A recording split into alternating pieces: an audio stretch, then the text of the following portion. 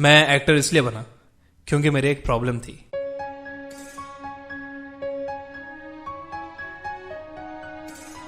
मैं एक इंट्रोवर्ट था। मैं फैमिली में सबसे छोटा था।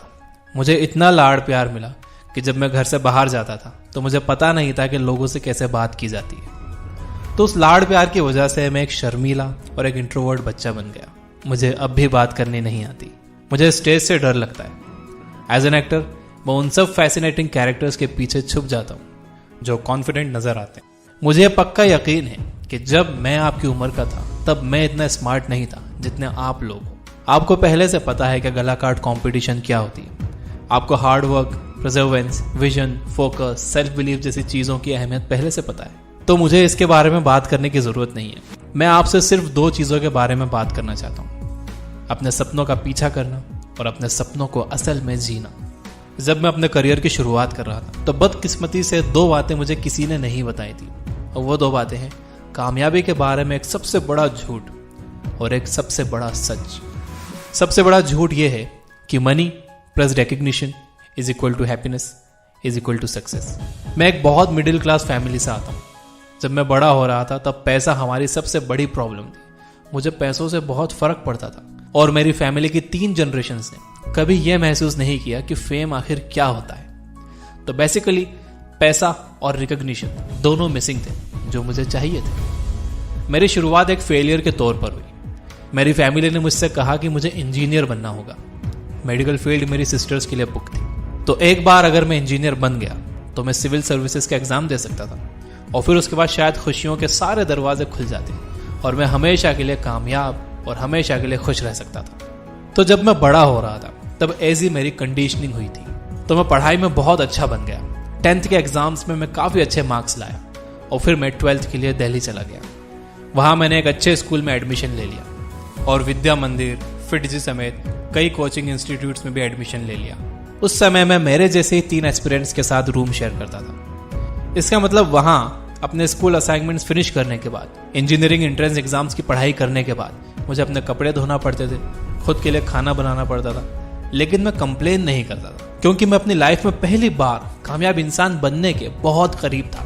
तो फाइनली मैं कई इंजीनियरिंग कॉलेजेस के लिए सिलेक्ट हो गया और मैंने डिसाइड किया कि मैं दिल्ली कॉलेज ऑफ इंजीनियरिंग में एडमिशन लूंगा। मेरी फैमिली में जश्न मन रहा था। फाइनली अब मैं रुककर सांस ले सकता था।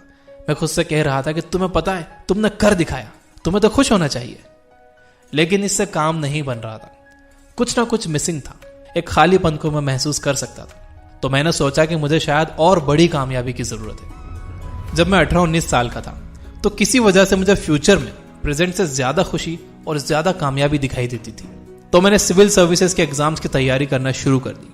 मैं मान रहा था कि मैं इसे पास कर ही लूंगा, लेकिन मैं बोर हो गया और यूपीएससी एग्जाम्स बहुत दूर थे।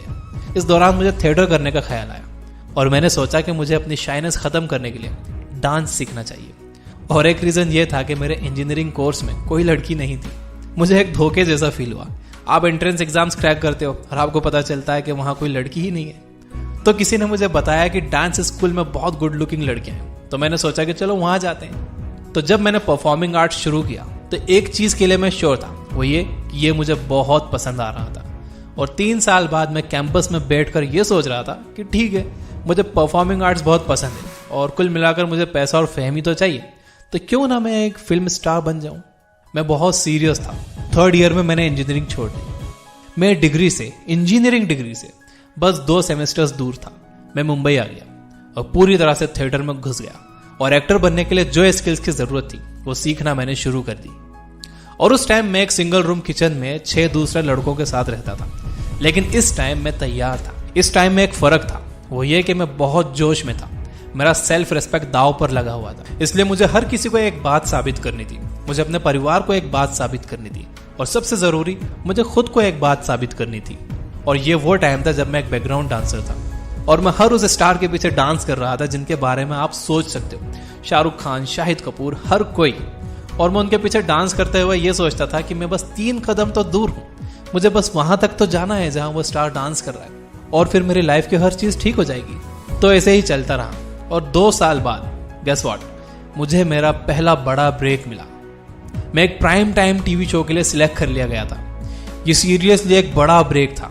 क्योंकि मैंने पैसा कमाना शुरू कर दिया था और लोगों ने मुझे पहचानना शुरू कर दिया था।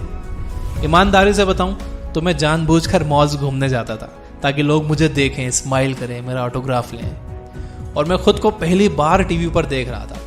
आपको कोई आइडिया नहीं है कि जब मेरे जैसा इंसान खुद को टीवी पर देखता है तो कैसा लगता है। मैं रोज खुद को टीवी पर देख रहा था।